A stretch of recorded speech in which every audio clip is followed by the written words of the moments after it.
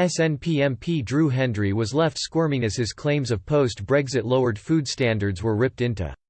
Sky News' Adam Boulton got into a tense row with SNP MP Drew Hendry over his claims of Frankenstein foods flooding the market post-Brexit. Mr. Hendry claimed the UK could see an influx of chlorinated chicken and hormone-injected beef if a post-Brexit trade deal is done with the US.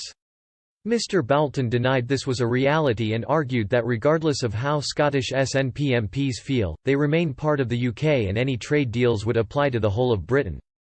Mr. Hendry said, "On the prospects of a US trade deal, you have mentioned hormone-injected beef and chlorinated chicken.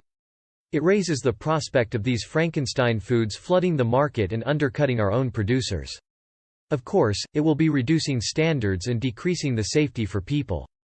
This is a critical time, it doesn't matter if it is Donald Trump or anyone else."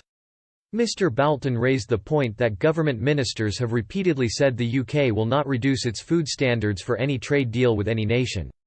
In addition, ministers have specifically said the UK will not be importing chlorinated chicken. Beyond this point, Mr. Boulton noted a key element of the SNP's complaints Mr. Hendry was ignoring. The Sky News host said, "It still comes back to the principle, that at the present moment, Scotland is subject to the same foods as the rest of the UK. I know you want independence, but what you are asking for is a change, more power for Scotland." Mr. Hendry disagreed and claimed Westminster was making a power grab in regards to food standards to devolved nations. He said, "What we are looking for is Scotland's rights and powers we already have. These powers were part of the deal that was devolution. This is all part of a power grab that takes control over those areas away from Scotland's parliament." Mr. Boulton closed by claiming that if the SNPs had an issue with any post-Brexit trade deal regarding food they would have to take extreme measures to prevent it getting into Scotland.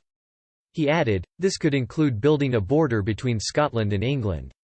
Mr. Boulton said, "From your perspective I entirely understand your frustration. You want independence for Scotland and power for Scotland.